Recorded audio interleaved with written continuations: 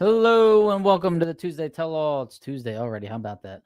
My name is Bobby Fazio. This is the Driver Interviews with Bobby Fazio channel. It is Tuesday, November 4th. It's election day, depending on which state you're in. It was election day here in New Jersey today, so I voted. I just didn't feel the need to get one of them little stickers that said it. They tried to, they asked me if I wanted one. I was like, that's all right. I don't need it. I voted. I know I'm good. All right. How's everybody doing out there? Getting a little chilly out, and I don't like the whole daylight savings thing. We fell back, getting dark at 5 o'clock. Ugh, it's the worst. It feels like it's 10 o'clock at night when it's 7. So, you know how it is. Who was in Vegas last week? Who's at the SEMA show this week? How's that all going? Anybody see the new Dodge Charger for Factory Stock Showdown? That looks pretty cool, right? Very expensive, but cool. Glad to see the manufacturers are back with an internal combustion engine, to say the least, right? Walt Walker, there you go. Let's go. Happy Tuesday. What's up, Walt? How you doing? Walt's working hard, I'm sure. It's probably dark, but he's probably still working. Ray Minnick, the accountant. Ray might still be working. I don't know. It's not tax season right now, Ray, right? You're probably chilling right now, right? Hey, man, L-E-T. L-E-T. Let's go. Hayden Brown, what's up, Bobby? How you doing? What's up, Hayden Brown?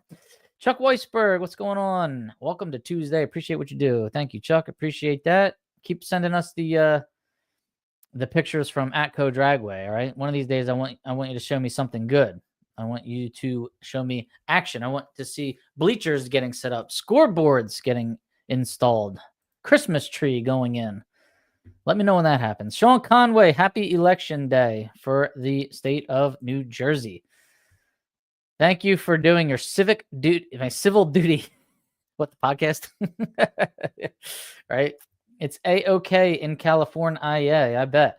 Steve Bruce, happy Tuesday. What's going on, Steve? I'm here. It's been midnight for 3 hours, says Ray Thurston.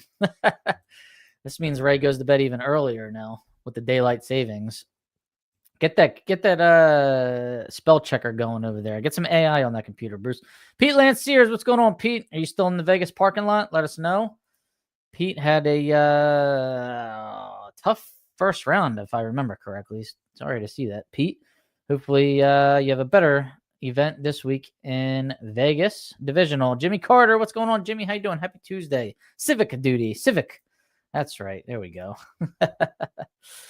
All right, we got a lot of announcements tonight. We got a lot of comments flying in, and I really appreciate it. DriverInterviews.com, guys. If you could, like, share, subscribe to the YouTube channel. We just hit 15,000 followers on Facebook, so that was pretty cool. Put up a lot of videos from the Dutch Classic, and they really took off. The only thing with the live videos on Facebook is they disappear after 30 days now. There's no more permanent live videos on there. So if we want to keep them, I'm going to have to download them and I guess repost them some other day at a time to be disclosed. So can't see or hear or, enjoy any of that unless you are on Driver Interviews, Facebook, Instagram, and YouTube channel. Lupe Tortilla, how's Stan and Sheila Holt doing? Somebody let me know. Are they done racing for the year? Maybe they'll be at Belle Rose. I know that race is coming up. I don't remember when, though. Walt, let me know when that Belle Rose race is again. I don't have that one on my calendar here. This calendar doesn't have opens on it. You know how opens are damn near impossible to find. DragInsights.com. Research yourself and your opponents. All right, guys. Drag Insights is doing more and more stuff. Asking me for more and more math, which is always a good thing, right? So I'm always happy to help. It's the only thing I'm actually kind of good at when it comes to that. I don't really know how to design like software or anything. But if they ask me for a formula here and there, I can definitely do that. Or if you need help with a spreadsheet, I can help you. Okay. Just want to put that out there. Or if you need tutoring for your kids, I can help you with that also. This is something I gave out at a fundraiser recently. 3 hours of tutoring to the kids at the Catholic school down the street. All right. Sorry. Going on a tangent. DragInsights.com. Check out your stats. Check out your opponent's stats. Full increments coming. Might already be in there, actually. Go check some past races. Your full increments might be in there. So go check a race that you raced maybe a couple months ago. And it's pretty cool. And I think there should be like an illustration or whatever. What's it called? Like a little cartoon there of cars going down the track. They're working on that. So that might be in there. It might not be 100% up and running. Let me know. Draginsights.com. Appreciate all their help. Rob Youngblood, advancedclutches.com. Thanks, Rob, for all your help. And that beautiful clutch. I saw Rob was racing in Vegas. He's probably still there. VP Racing Fuels. Thank you for all your support this year. VP Racing Fuels helping me out with C25 this year. So that was obviously a big help. PontiacEngines.com. That's Bruce Fulper. What's up, Bruce? Bruce Fulper, better at building Pontiacs than he is at spell checking, apparently, right? Because he's sending 6 messages with different things. But we appreciate Bruce's support. Thanks, buddy. Ray Minnick, the accountant. Get your taxes done, right? 267-247-7601, right off the racing operation, okay? Ray can show you how to do it legally. RocketmanCoatings.com, engine and drivetrain coatings, less friction equals more horsepower. And our good buddy Don Kennedy, rest in peace, Don Kennedy, Race Car Insurance. I'll keep you updated there as soon as Sharon lets me know what's going on with Don Kennedy Race Car Insurance. Sharon Kennedy Race Car Insurance, it might be calm. There's Tom Baker. What's going on, Tom? How you doing, buddy? There's the other Tom, Tom Gent. What's going on, Tom and Tom? Prayers for Daryl Bargeron. He was in a serious accident yesterday. I did read that on Facebook today. So, man, that I read that. I know one of the employees at Maple Grove Raceway got hit by a drunk driver, and she was in a serious accident there. A lot of, scary news. Makes you not even want to leave your house half the time. So, prayers for Daryl Bargeron. Dennis Chapman, what's going on, buddy? How you doing? Good to see you. Walt Walker says November 21st and 22nd is the Belle Rose race. Okay, and that's it. That is after the Pomona finals. Okay, that sounds good. And it's the weekend right before Thanksgiving, I believe. Sounds good. Will Walt Walker go down there and defend his title? Brian Cool, happy Tuesday. How are you? I'm doing great, man. How are you? Danny Davis, what's going on? It's time. How you doing, Danny Davis? Thanks for tuning in. All right, we got some birthdays on the Drag Insights homepage. If you're a Drag Insights member, you can get a birthday shout out from me. I don't check birthdays on Facebook. I just check them on Drag Insights. It's a little bit easier. So we had Brian Shockley and Steve Bueller on October 29th. Happy birthday. We had J.R. Baxter on October 30th. Mike McMahon or McMahon, depends on how you want to say it. He's got everybody guessing now. He's October 31st. He's a Halloween baby. I should have guessed that, right? Ann Toes and Todd Gross were both November 1st, All Saints Day for all of you Catholic school kids out there like me.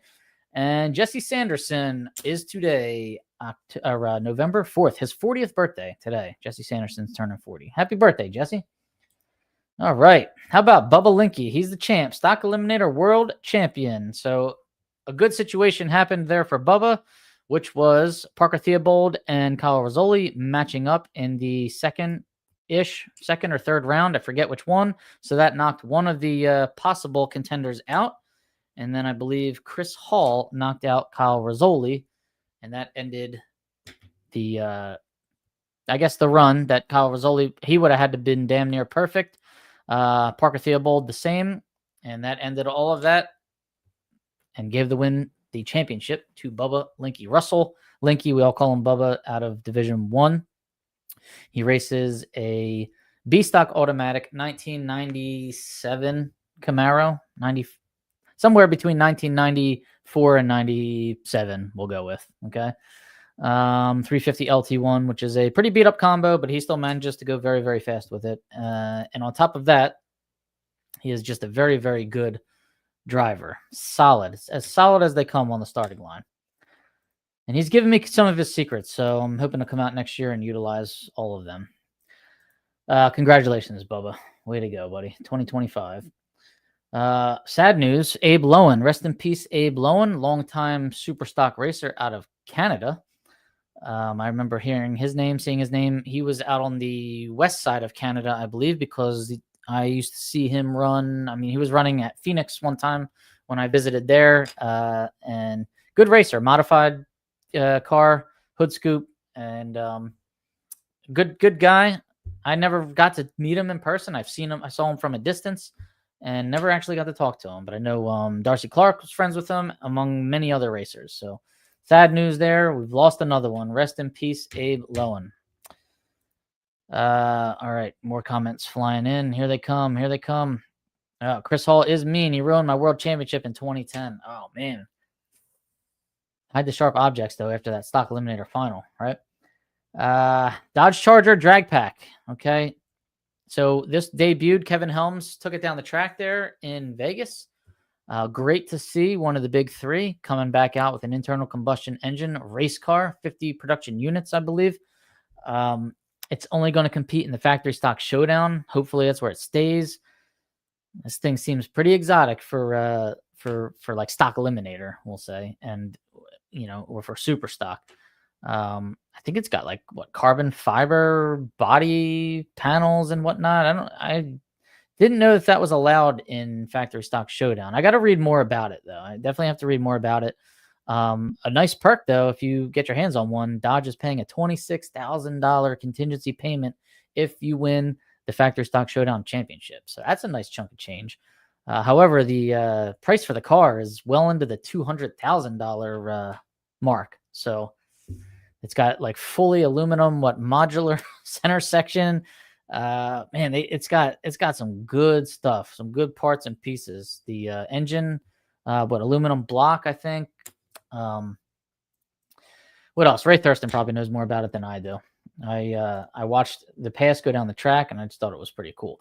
Chargers, Challengers, just a little, like, not my favorite body styles, and I like retro, and I just think retro is the way to go right now, because I don't know, and the audience that you're appealing to is like the people with money. People with money are going to be older right now. Nobody in their 20s and 30s without some serious help or serious trust fund can afford new cars. Like, it's not like the old days, like 18 years old, you worked at a gas station. Like, I'm tired of, like, our parents told us that they had it like so hard growing up, like so hard. They worked at a gas station after school and like bought a new car and like went out with their friends. Like, I'm sorry, you didn't have it that hard.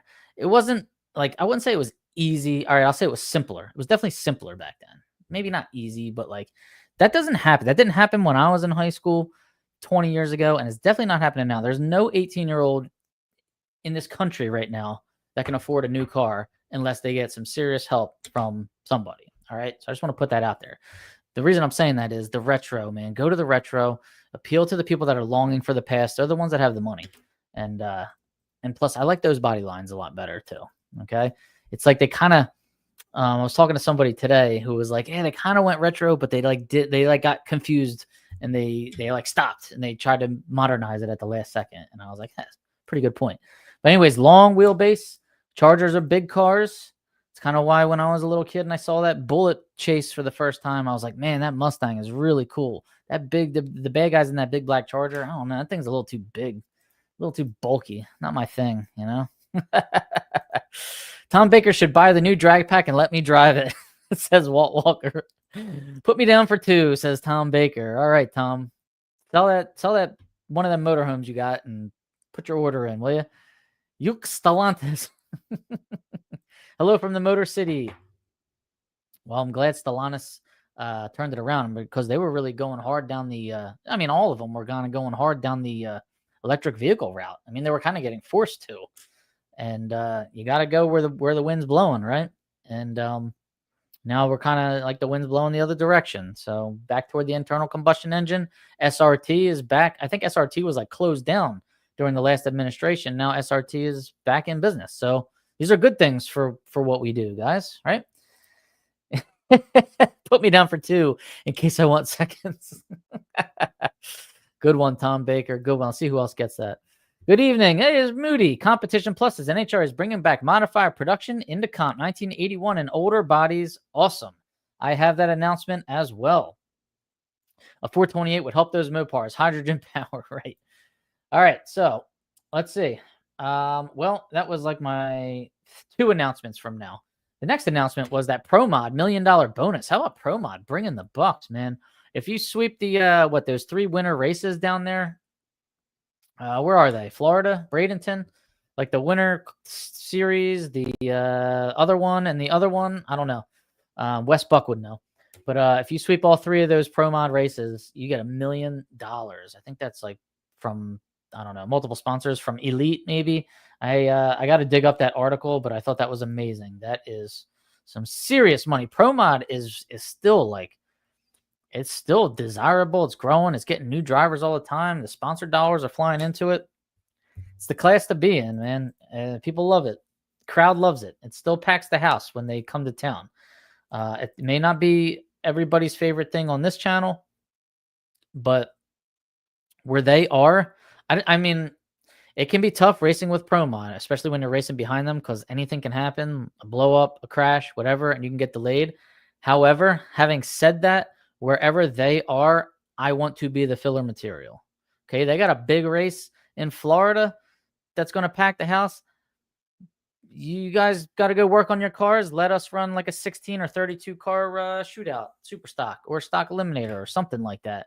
Well, I'll gladly be filler material, and you can throw us a little bit of money too. We don't ask a lot, a couple $1,000. You know, we race for peanuts to begin with, but they're paying $1 million. If you want to throw us 10,000, that'd be very ecstatic.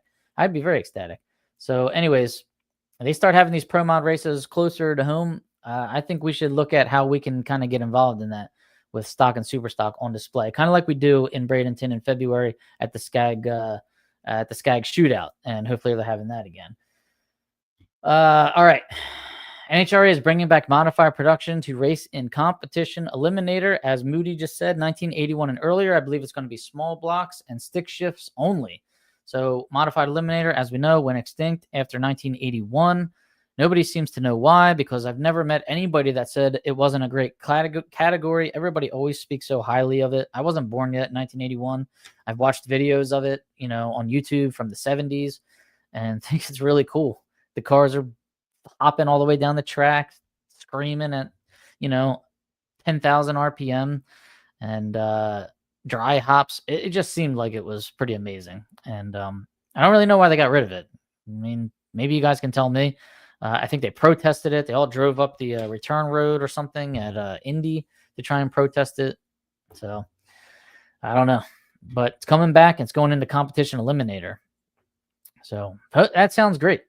And 1981 and old. I mean, I guess you'll have those old. You can maybe get them 67 Camaros back out there. The old Corvettes back out there. It sounds like it's going to be cool. Let's hope it takes off. Let's hope it goes somewhere. Let's hope it goes somewhere further than like it seems like the FX class has gone, right? Baker's always putting out the vibe. Pro Mod Pontiac. Get some small. You got a small Pro Mod. Yeah. Put together a Pro Mod Pontiac. There you go. Let's get Pontiac back. Maybe that would be like the next great announcement, right? Can we bring back the Pontiac brand and Oldsmobile? KB Titan announcement today of Pro Mod lease program. Wow, big announcement. There you go. There you have it. That's where the money's going, man. You got to go where the wind blows. Extinct in 1981 and new rules 1981 and prior. Kind of cool. Absolutely, man. Looking forward to seeing that. That'll bring some excitement. All right. I wanted to share with you the shifter poll that was done by James Boyce out on the West Coast, out of Division 6. He's from the state of Washington. Now, as you are all probably aware by now, in Stock Eliminator, they're going to allow air shifters and electric shifters next year, starting in 2026. I don't know who and why they decided to make this decision. Well, I think I kind of know why. I think NHRA is actually trying to level out the playing field, because certain combinations, GM combinations that came with an electric shift in the 90s and whatnot, they are using E-shift, which means they're not switching their own gears going down the track. So and I think some of the Copos and the newer cars have, I don't know what they have. I was told some have air shifters, electric shift. I don't really know. Anyways, they're trying to level out the playing field and just give it all to us. They don't want to take it away from them, so they want to give it to everybody. A lot of racers are against that. A lot of Stock Eliminator purists are against that. So I was against. As soon as I heard it, I was against it, obviously, because it's Stock Eliminator. Everybody should switch their own gears in Stock Eliminator, please.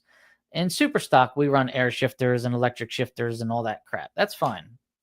But I think in Stock Eliminator, everybody should just switch their own gears.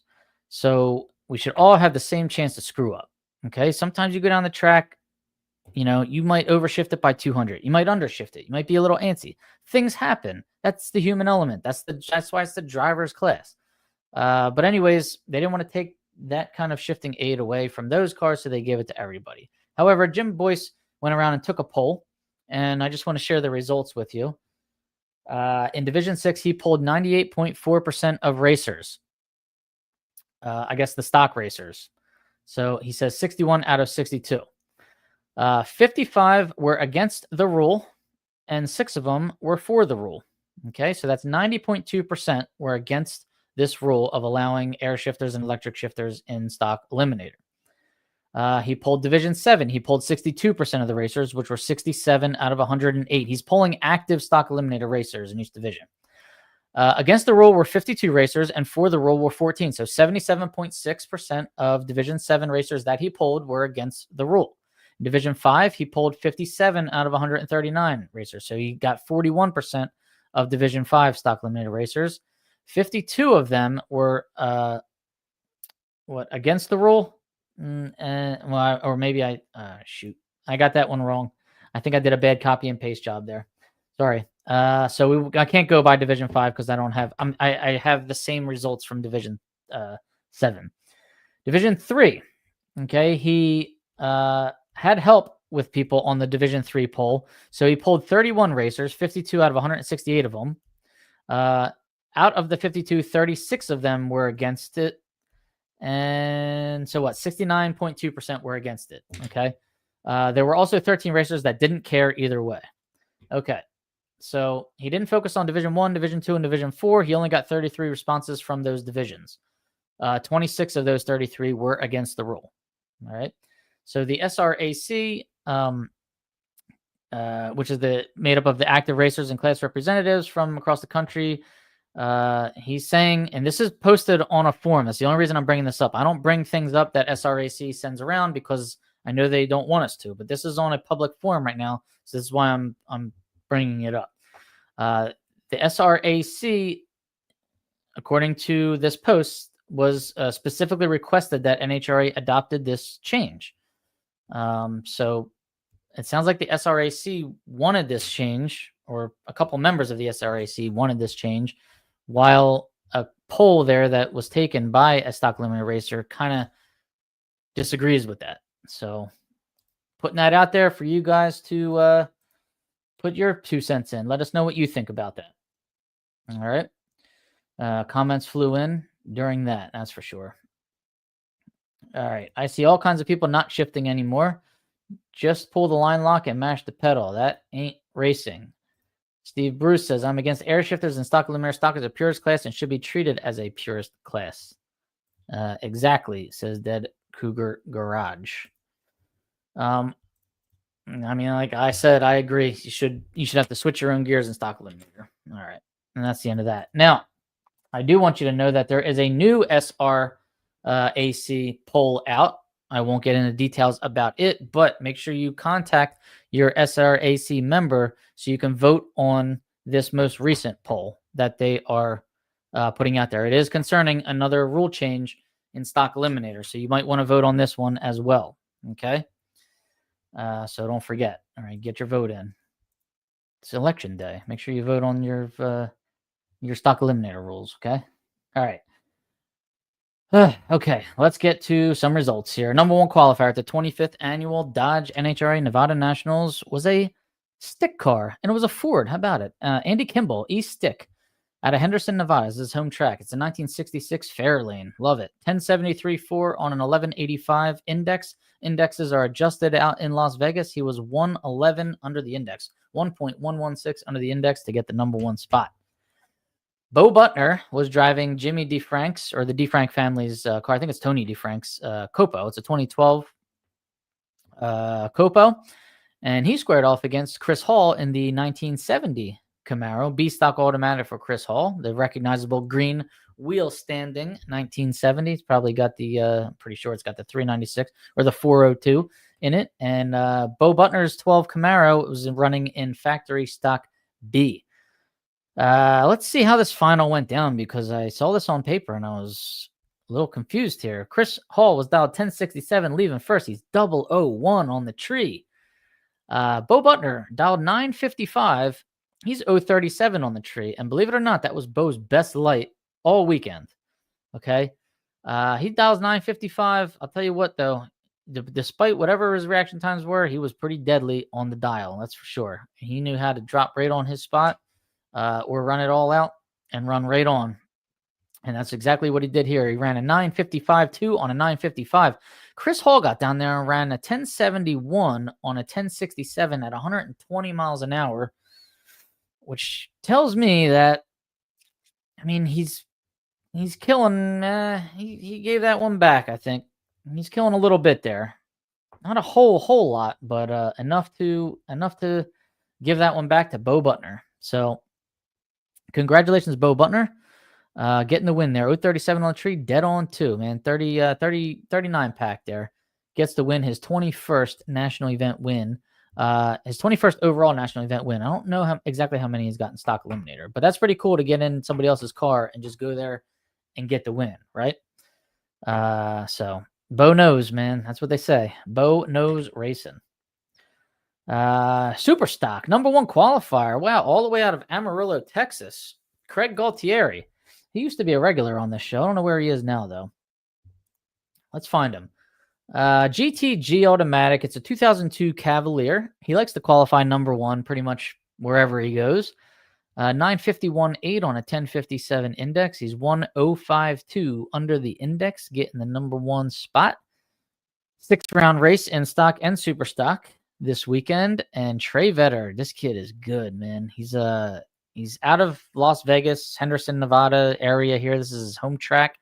He doesn't get to race as much as he wants because of work. I think he was recently married. It looked like Justin Lamb was the wedding officiant. He's Justin Lamb's cousin. So I know Justin helped him set this car up.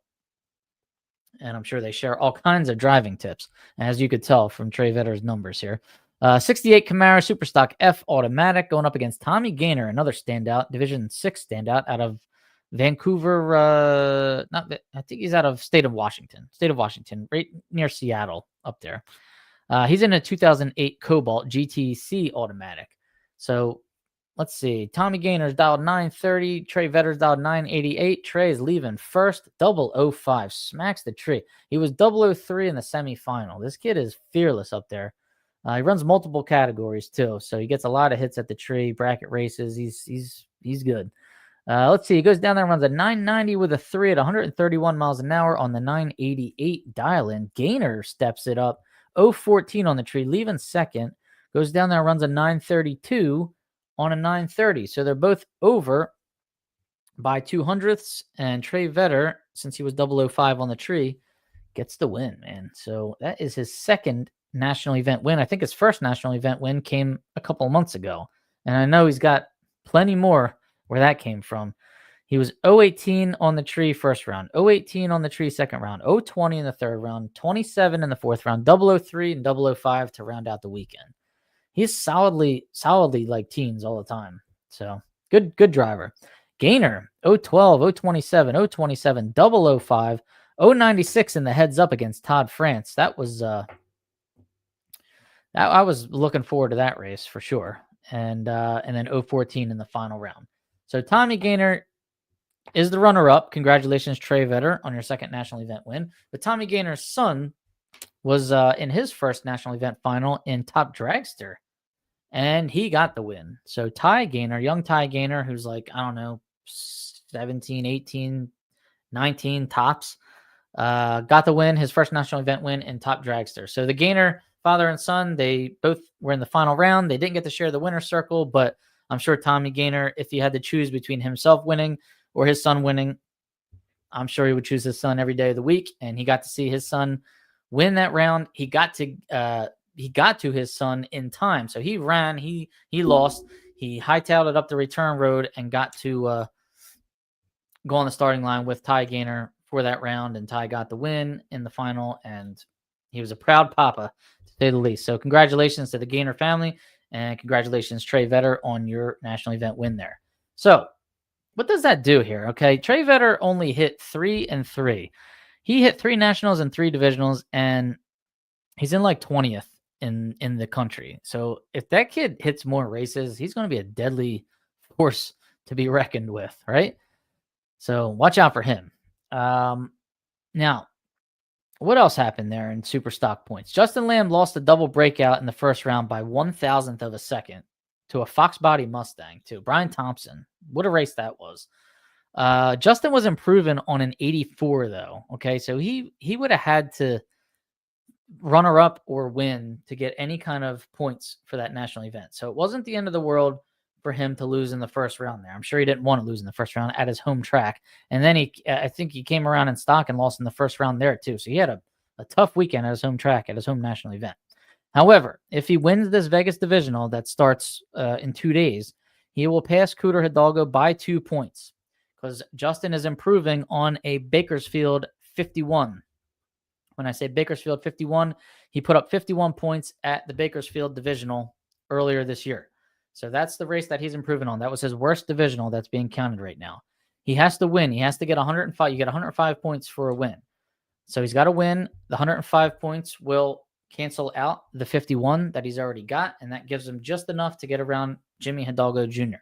So Hidalgo Jr. is in the lead right now. He's got 689 points in super stock. Walt Walker, correct me if any of this is wrong, by the way. Hidalgo is all pointed out. So he's done. He's just sitting on the sidelines. He's sitting probably down there in Louisiana, just watching all of this. In addition to Justin Lamb, we've got Kevin Helms here. So Kevin Helms also lost in the first round to Dave Kelly. Put up a 12-pack against Kevin Helms. So Kevin was improving on a 61. So again, he would have had to have won or runnered up to really do any significant points gain on Cooter Hidalgo. Okay, he is, let me see how many points behind Justin Lamb he is. He's only 13 points behind Lamb, so he would have been able to pass Lamb there had he done better at the national. So Kevin's probably a little frustrated about that first round loss. However, he has to win this Vegas divisional. If he does, he will take the lead over Cooter by 10 points. So if Kevin Helms wins this divisional, he knocks out Justin Lamb and Cooter Hidalgo. And that's the way I see it. That's my take on the points after kind of like looking at the top 10 there. There could be somebody that I like missed that's in like, sometimes there's somebody in like 12th place or something that you just don't know. Like, oh, has another division on another national they can claim and can pass everybody. So that's where Walt Walker comes in and helps me out. All right. That's your points. Let me give you your top 5 in stock. Bubba Linke is the champ, 677 points. Jeff Strickland's in second. Johnny Gray is in third. Jimmy Hidalgo Jr. is in fourth. And Steve Foley is in fifth. All of those racers have been pointed out. Okay, so that's the top 5. They can't move right now. Bubba Linke, if he wanted to run a national and come out to Pomona, he could try to maybe get a couple more points if he wanted to try and get the 700. Jimmy Hidalgo Jr. in super stock, 689 points. Justin Lamb's in second, 637. Kevin Helms is in third, 624. Brad Burton is in fourth, 585. Brad didn't go very far either this weekend. And Pete Diagnola is in fifth at 579. Pete could have ran 2 more nationals and 1 more divisional. But I guess he chose not to. So that's your point situation, top 5 nationally, stock and super stock. All right, I know comments are still flying in from earlier, so let's get some of them while I give my voice a break. All right. So Tom Baker says, so our vote doesn't count. Imagine that. Ray Thurston saying, no, Dana swapped the world. Terry Nolan, what's going on? He's late tonight. How you doing, buddy? Pete Lanciers, if SRAC reps aren't representing their members, maybe they need to be outed, right? Like we're dealing with the government now. What's going on here, right? I don't know. That's what was posted. I can't imagine. I don't know why they would go against their constituents if that's true. I remember bracket racing in the 80s and red lighting so many times because my brakes wouldn't hold the 69 GTO Judge. Sounds like a wonderful car there. I wonder if the people voting against automatic shifters realize they have been racing against E-shift since the 90s. Right. That's where the leveling the playing field part comes out. So as much as I'm against it, I feel like I'm going to have to do it to keep up now. You know, I'm going to have to put an air shifter in my stalker. So you want to keep up. I don't have to worry about, you know, over shifting that 1-2 shift or under shifting that 1-2 shift. I mean, the 1-2 shift is like, that's the one. That's the one that comes up quick. Every car I've got, that one comes up by the Christmas tree. So, you know, I won't have to worry about it anymore. I just have to remember to turn the damn bottle on. That's the only thing that scares me. Oy, right? Bobby is correct for once, right? Justin and Kevin are the only ones that have a shot. All right, thanks, Walt, for clarifying. I'm putting air shifter in. I like the way it blows my hair. All right, this is getting weird tonight. It's always fun. It's always fun on Tuesday nights, right, guys? All right, what else do we have? We got the Vegas Divisional starting on November 6th. It says November 6th to 9th here. So what's today? Tuesday, Wednesday, Thursday. Starting on Thursday. Usually gets a lot of cars. So we shall see how this one goes. Forecast is looking phenomenal. High 70s the whole time. No rain. You're in the desert. It just gets cold at night. And watch out for possible dust. So as soon as you're done racing, put your car back in the trailer and close it up. Keep it clean. And put a sweatshirt on. And you should be good to go. Dial for the wind. That's what, you know what? Jody Lang, that guy amazes me in that station wagon. What he can do in a stock eliminator, 12-second station wagon in the Vegas wind over there. And go dead on at like 98 miles an hour. Taking 3 thou against a car charging at 135 miles an hour. That's amazing. It's amazing. He needs to open up the slow car racing school. Slow car stalker. Someone come up with a cool creative name. Slow car stalker racing school. All right. I think that's pretty much it, guys. We'll call it a night. I think we got through everything we needed to get through. Go get yourself a Charger drag pack. I'm hoping that Ford sees that and says, "Hey, I think we can do better." Or Chevrolet sees that and says, "Hey, I think we can do better." And Toyota sees it and says, "Hey, I think we can do better." Why not? Get them all in there. Let's get the wars going again. It'll be fun. Just stay in Factory Showdown, though. Let's leave Stock Eliminator to be the car show. Right? No more copos. They're getting tough. They're getting tough to deal with. All right, guys. Thanks for tuning in. Thanks to all the sponsors that make this possible. Good luck in Las Vegas this weekend. I still haven't ruled out going to Pomona. I've been to the Pomona finals pretty much, I don't know, every year for the last 10 years. It's just my thing. I like to go visit friends while I'm out there, get a last bit of sunshine and warm weather before, you know, our winter starts taking over. So possibly, and hopefully, I'll see you guys in Pomona. I won't be in Vegas this weekend, though, that's for sure. All right. I should have been in Vegas, though. I could have went to this race. I could have watched Villanova play at the T-Mobile Center last night. I could have went to SEMA show, and I could have come to this divisional. But it was poor planning on my part. All right, guys. Thanks a lot for tuning in. I appreciate it. Have a good night. And be sure to comment. Let us know what you're thinking about the Pro Mod payout, the modified production back in Comp Eliminator, the Charger drag pack, all right? The points situation, the air shifters, the voting, all of it. Be sure to comment. All right, guys. Thanks a lot. Have a great night.